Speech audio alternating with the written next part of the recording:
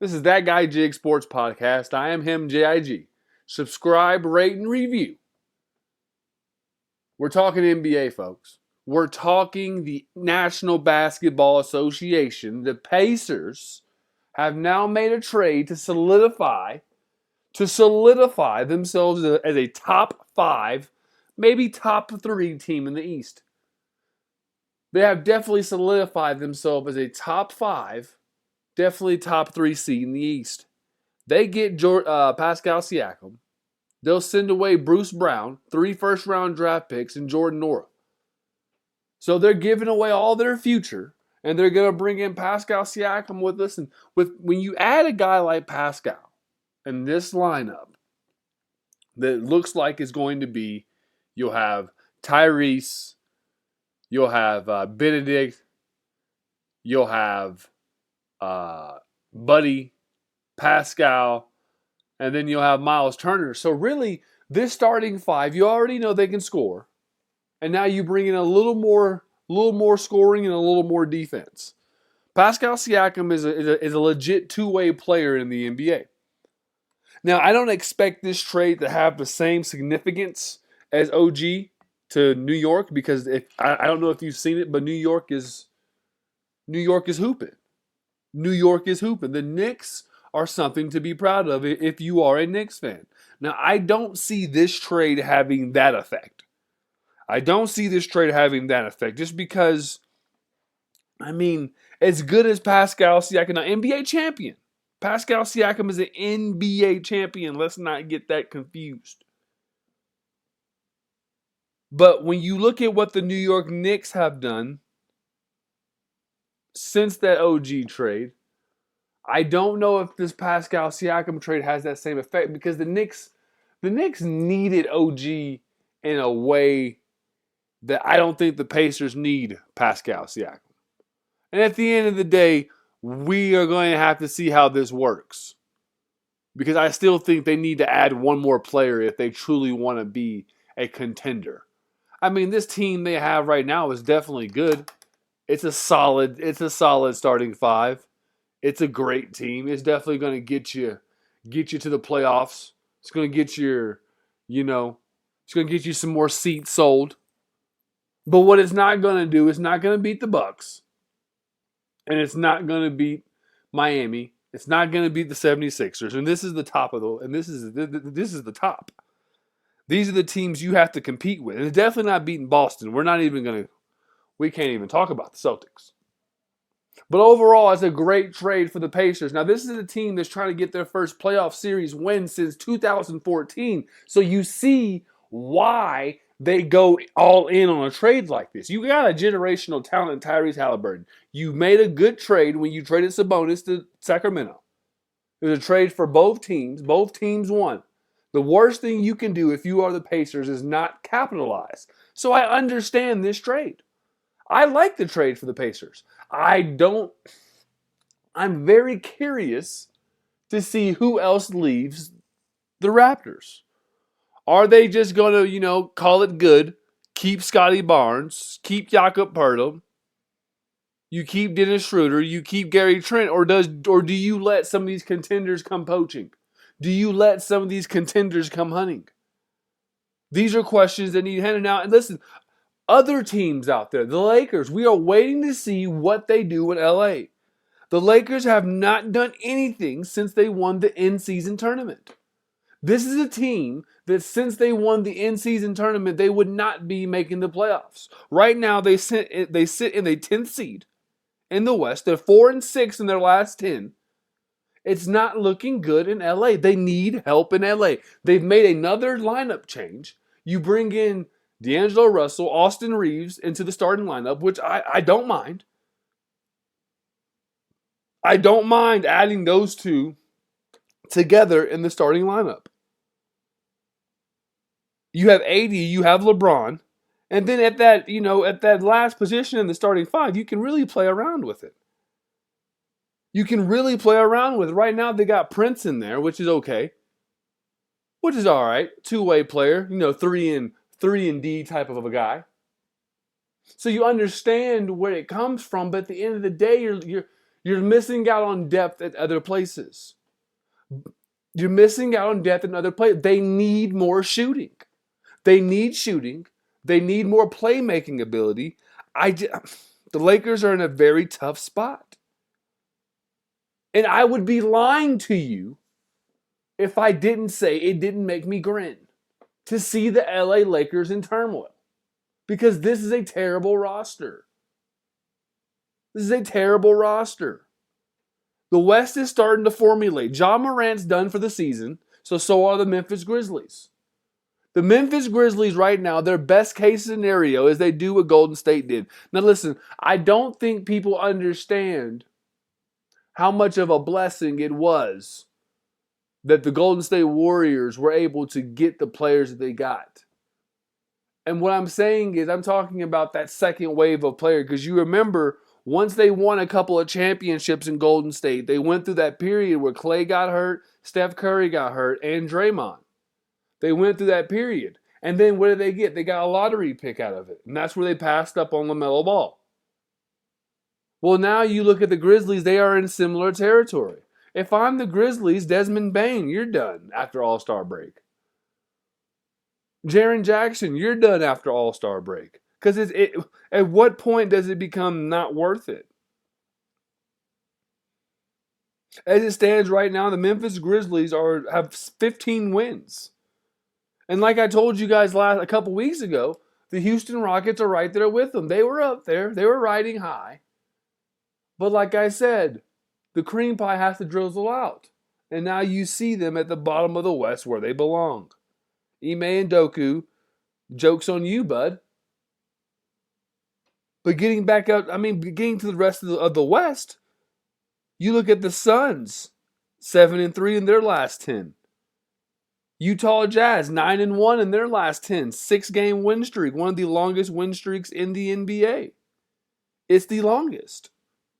Cleveland Cavaliers coming in second place with a 5-game win streak, 7-3 over their last 10. Now, this is the team that this is the team that they expected to see in Cleveland. Top 4, top 5, not in the play-in, and now no one's talking about getting traded.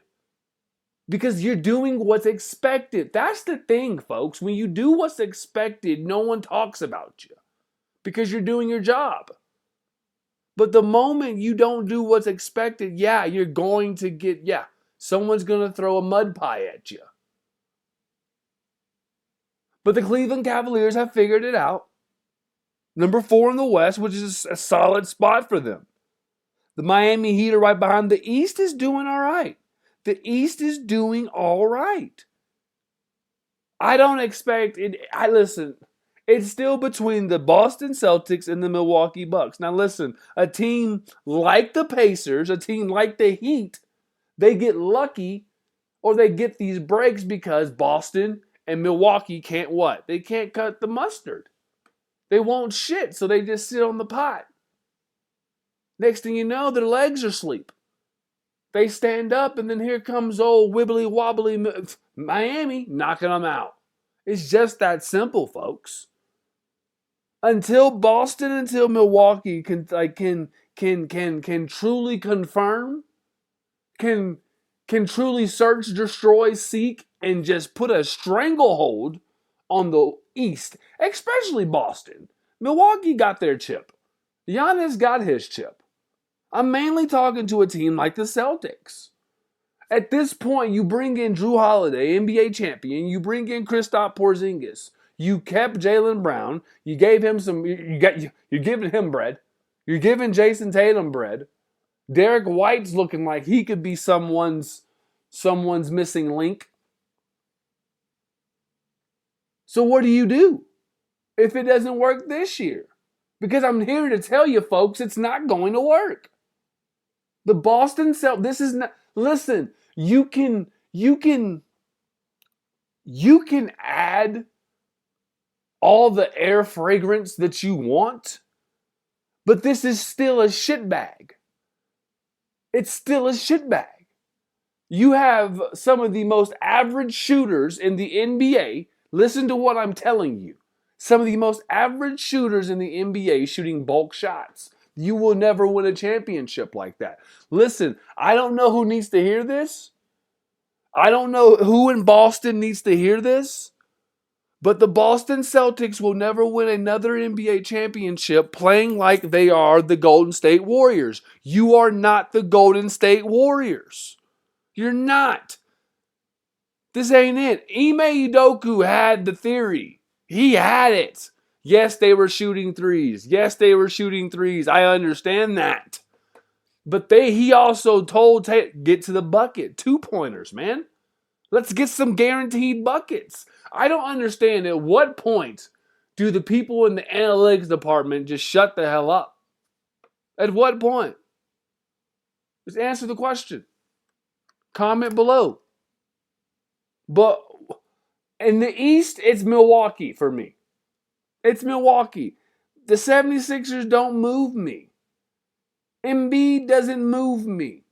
Tyrese Maxey doesn't move me. Tobias Harris does not move me. Now listen, if you put any one of those three, especially those last two, Maxey and Harris, on a contending team, they move me. But on this team, no. No. This is all about the Milwaukee Bucks. It's all about Dame and Giannis. If Dame and Giannis figure this shit out in Milwaukee, it is over. If Milwaukee drops their nuts a little bit more and says, Chris Middleton, Brook Lopez, you're gone, let's bring in another guy, it's over. It's over for the Eastern Conference, because I'm going to tell you something right here, and this is fact. This is fact. There is not a soul in the NBA that can stop Giannis Antetokounmpo. There's no one that can stop Giannis. So the Milwaukee Bucks have an unstoppable force. They have an unstoppable force. All they have to do is put great guys around him. Listen, Denver has given you the mold. Denver has given the NBA the rest of the mold for the next 5 to 6 years. Listen, there's always a wave.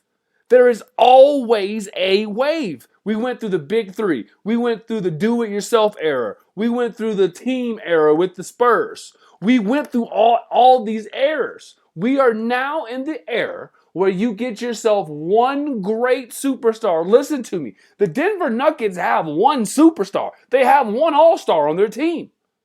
Jamal Murray probably is not going to make an all-star team. He might. He could. But he averages 20 points a game right now. Argue with someone else. The Denver Nuggets have one all-star on their team right now. Now, will they have all-star participants? Will Michael Porter Jr. participate in the three-point contest? Will Aaron Gordon participate in the dunk contest? We do not know. But participating and being an all-star are two totally different things. They're two totally different checks. They're two totally different incentives. What I'm telling you is this. The Milwaukee Bucks have the mold if they can figure it out. It all comes down to if they can figure it out. All this, they don't play no defense and all that stuff comes with the game, man. That comes with the game. Sometimes you need to figure out offensively. Defense is effort, folks. That's all defense is. Defense is, I'm telling myself, I'm going to slide my feet, I'm going to move my arms and move my hands and flail them in a way that when you shoot the ball, you are contested. That is effort. That has nothing to do with ability. Listen, when we're talking about the best of the best of the best, sir, with honors, when we're talking about the best of the best of the best, sir, with honors, it's about effort. We're not talking about physical ability. We're talking about effort. That's the difference. And when you're playing defense, I don't care if you're playing NBA, elementary, middle school, rec league, I don't care if you're in a wheelchair. It's all about effort. Defense is about effort, folks. That's what it's about. Move, slide. So until someone in the East can show me that they have a unstoppable force that can rival an Antetokounmpo, now yeah, Embiid, but Embiid has an injury problem. He has an injury problem. And you know what? Embiid has never been to an NBA Finals. So honestly, I don't want to hear it. Joel Embiid can beat Jokic 1,000 times. I don't care. Until he goes to an NBA Final, don't even put him in the category with Giannis or Jokic. Because what are we talking about? What are we talking about? He's had Jimmy Butler, Ben Simmons. I get it. Okay, shut up. We won't bring up Ben Simmons. James Harden. He's had his fair share of superstars. There's two. Most players don't even get one. He's had two. And here we are. So out west, though, out west is different.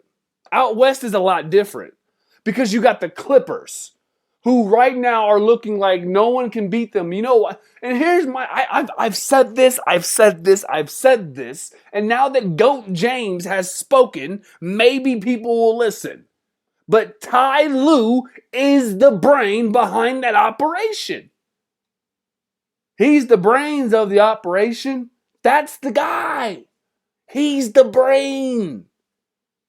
Fuck a James Harden. Yes, he is the system. Yes, he is the system. But guess what? This system was built by Ty Lue. And it just so happens that James Harden is the one navigating it. But the system is Ty Lue. Eric Bieniemy is the offensive coordinator. Yeah, we get it. But whose system is it? Andy Reid's. We'll talk about that another day. But the West is different. You got the Clippers, but they're still chasing the defending world champion Denver Nuggets. You still got to go through Jokic. You still got to go through the Joker. You still got to go through Blue Arrow. You still got to go through Aaron Gordon. Michael Porter Jr. Reggie Jackson is rejuvenated. So that's what the West, all in the desert. In the desert, there's a horse and it has a name, and it's the Phoenix Suns. Watch out for this group, folks. Do not sleep on the Suns. They are not to be trifled with. You got Devin Booker, Kevin Durant, and Bradley Beal on one roster. Once they get healthy, once they figure it the fuck out, watch out. Now, Frank Vogel, he's just a guy. Okay? He's just a coach. Don't expect him to come up with anything like Ty Lue. Just expect these guys with health, with time, all that good jazz. Expect them to get understood. Because when you got three guys that can give you 30 a night, you're going to win games. You're going to win games. So that's my top three in the West. And the thing about the West is, though the Nuggets are defending world champions, you can't say that they have a chokehold on the NBA. You can't say they have a chokehold on the Western Conference. Now, I know, Jay, what about the Thunder? The Thunder are getting knocked out in the first round. I'm telling you this now in January. I've told you this in December. I'm going to tell you again in January. I'll tell you again in February, March, and then when the playoffs come and the Oklahoma City Thunder are at home, Cancun on 3, I'm not going to say a word because I knew this was going to happen. The Thunder do not match up well with some of these other teams as far as size. As far as if we have two bodies to throw at Shea, who else is going to score? Don't worry, I'll wait because I'll be waiting for you to tell me for a while. See, the Thunder remind me of the Denver Nuggets when Jokic was carrying a team with Will Barton, with Morris, Monte Morris. And no disrespect to these guys because these guys can hoop. But what I'm saying is Shea Gilgeous-Alexander is carrying a squad full of third options when it comes to scoring. No one on the OKC Thunder right now, as we speak, would be a number 2 option on any other contending basketball team in the NBA. And call me a liar. But who does Josh Giddey, what contending team is Josh Giddey the number 2 option on? What contending team is Jalen Williams the number 2 option on? What contending team is Chet Williams a second option on? These are simple questions with simple answers, and it's none. It's absolutely none. These are great third options. Listen to me. If you put Chet on a Lakers, that's a great third option. Hell, that's a great fourth option. LeBron, AD, Austin Reeves, Chet. I mean, these are great options. You put him on the Kings. That's a great option. Not a great number 1 and number 2, but hell, if Chet Holmgren is your third, fourth option, you are living in luxury. You're walking on sunshine, and don't it feel good? Next line is, yeah, because it does. So that's why I'm not talking about the Thunder. I'm not talking about the Pelicans, because we know what Zion Williams is going to do. Absolutely nothing. I'm going to say this again. Absolutely nothing. Remember, the Pelicans and him don't like each other. They're trying to make it work. They're trying to make it work for the kids. But guess what? It ain't gonna work. At the beginning of the season, they were trying to move him. People, listen, I'm gonna teach you a trick. I'm going to teach you a trick. A lot of this news that we see, they report the real, and then they give you some made up humbug. They told us Zion Williams was getting traded for the 3rd overall pick to Portland. He was supposed to be moved. He did not get moved. Okay? But then all of a sudden, he's happy. No, he's not happy. They just have to make it work. They have to make a push. When you got Stephen A. Smith, good guy, don't know him, but a great guy. You gotta love the cut of his jib. But when you got him reporting about a guy that rather eat than play basketball, how am I supposed to take this team seriously? This is your second option. Keep in mind, CJ McCullough did not come there to be the second guy. He didn't come there to be the guy. He came there to be the third option. We've seen CJ as a second option. We saw CJ in the height and the best shape of his career with Dame Lillard in Portland as the second option. It ain't enough. It ain't enough. So how is it going to be enough in New Orleans years later? It's not, folks. It's only a matter of time before Zion finds himself in New York, or if not Toronto, that's where his favorite college basketball buddy, RJ Barrett, is at. He has free reign in a place like Toronto. I don't know. But as it stands right now, with talking about the conference standings, talking about trades, my top 5 for the MVP as it stands, I like Giannis, I like Shea, I like Jokic, I like Embiid. And my fifth, I like Tyrese Halliburton. But this is That Guy Jig Sports Podcast. I am him, JIG. Subscribe, rate, and review. This is the NBA. First leg out of how many? 3. 1 of 3. This is the NBA. This will be dropping here soon. We're going to talk about college football. And then we got the wild card weekend follow-up with the next round in the NFL. Here we go. It's getting real. It's been real. Thanks for listening. Once again, subscribe, rate, and review. And remember, we're on Instagram, That Guy Jig. Subscribe, rate, and review. And thanks for listening. This is That Guy Jig. Peace.